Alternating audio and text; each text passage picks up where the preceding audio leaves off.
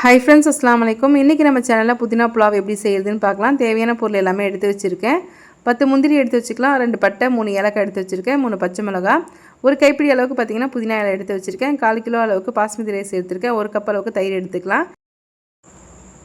Mixie ஜாரில் 3 பச்சை மிளகாயும் சேர்த்துக்கிறேன். நம்ம எடுத்து வச்சுருக்க புதினாவுமே சேர்த்துடலாம். இதுக்குள்ளே ஒரு துண்டு இஞ்சி சேர்த்துக்கலாம். இஞ்சி சேர்த்துட்டு நம்ம எடுத்து வச்சுருக்க தயிரையுமே அது கூட சேர்த்துட்டு நல்லா நைஸாக அரைச்சி எடுத்துக்கணும். தாளிக்கும் போது ஒரு வெங்காயம் நீல வாக்கில் கட் பண்ணி நம்ம சேர்த்துக்கலாம். அந்த ஆப்ஷன் தான், வேணும்னா சேர்த்துக்கலாம். பிள்ளைங்களுக்கு கொடுத்து அனுப்புறதுக்காக அது ஸ்கிப் பண்ணுறதுனால பண்ணிக்கலாம். அது சேர்த்தாலுமே டேஸ்ட் பார்த்திங்கன்னா சூப்பராக இருக்கும். நான் வந்து ஒரு பெரிய வெங்காயம் நீல வாக்கில் கட் பண்ணி எடுத்துருக்கேன்.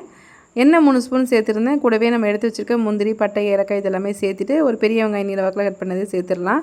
இது கொஞ்சம் நல்லா வதங்கட்டும். உப்பு சேர்த்துட்டு நம்ம அரைச்சி வச்சுருக்க பேஸ்ட்டையுமே அது கூட சேர்த்துடலாம். இதிலே தண்ணி அளவு நம்ம சேர்த்துக்கணும். ஏன்னா நம்ம பாஸ்மதி ரைஸ் தான் எடுத்துருக்கோம். ஒரு கப்புக்கு பார்த்திங்கன்னா 1.5 கப் அளவுக்கு தான் தண்ணி சேர்க்கணும். இதிலே பார்த்திங்கன்னா ஒரு 1/2 கப் அளவுக்கு தண்ணி இருக்கும்.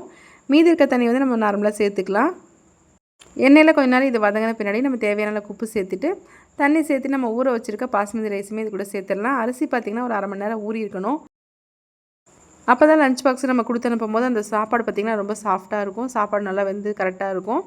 இப்போ பார்த்திங்கன்னா அரிசி எல்லாமே சேர்த்தாச்சு. குக்கர் மூடி ஒரு 2 விசில் விட்டுட்டு கடைசியாக திறந்து பார்த்தோம் அப்படின்னா சூப்பராக வந்து லஞ்ச் பாக்ஸுக்கு புதினா புலாவ் ரெடி ஆகிடும். இந்த புதினா புலாவுக்கு பார்த்திங்கன்னா தொட்டுக்கிறதுக்காக நம்ம சிக்கன் கிரேவி செய்யலாம், இல்லை பன்னீர் பட்டர் மசாலா, இல்லை முட்டை மசாலா இந்த மாதிரி செஞ்சு கொடுக்கலாம். இன்றைக்கி பார்த்திங்கன்னா நாங்கள் பாயில் பண்ணல எக்கில் வந்து வெறும் வெங்காயம் தக்காளிலாம் போடாமல் வெறும் மசாலா மட்டும் போட்டு பரட்டி கொடுத்துட்டேன். இப்போ பாருங்கள், சாப்பாடு வந்து சூப்பராக ரெடி ஆகிடுச்சு. நல்லா உதிரி உதிரியாக ரொம்ப டேஸ்ட் பார்த்திங்கன்னா சூப்பராக இருக்கும். நம்ம தயிர் சேர்த்துருக்கனால சாப்பாடு ரொம்ப சாஃப்டாக இருக்க மாதிரி இருக்கும். இப்போ லஞ்ச் பாக்ஸுக்கு நம்ம பிள்ளைங்களுக்கு இது கொடுத்து அனுப்பலாம். அவங்க வீட்லேயே எல்லாத்துக்குமே விரும்பி சாப்பிடுவாங்க. Thank you friends.